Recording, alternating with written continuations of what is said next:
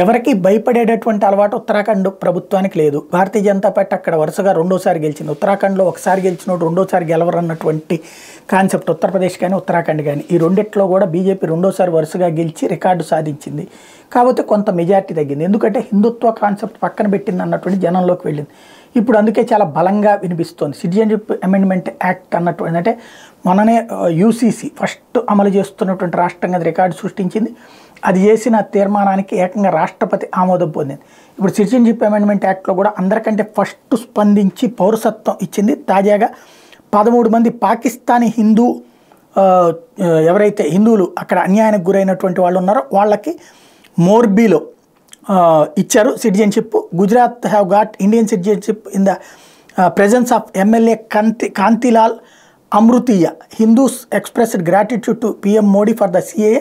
They were living in Morbi for 2 decades but did not have citizenship. ఇది 20 ఏళ్ల నుంచి ఉంటున్నటువంటి వాళ్ళకి చొరబాటుదారులుగానే ఉండిపోయారు. వాళ్ళకి ఇప్పుడు భారత పౌరసత్వం ఇవ్వడం ద్వారా ఉత్తరాఖండ్ ప్రభుత్వం అన్నటువంటిది మొట్టమొదటిసారి స్పందించింది. ఇప్పుడు గుజరాత్ ప్రభుత్వం కూడా అదే రూట్లో ఉంది. వాళ్ళు కూడా ఇచ్చేస్తున్నారు. టోటల్గా బీజేపీ పాలిత రాష్ట్రాల వాళ్ళు సిటిజన్షిప్ అమెండ్మెంట్ యాక్ట్ కిందన భారతదేశ పౌరసత్వాన్ని ఇచ్చేయడం ప్రారంభించారు.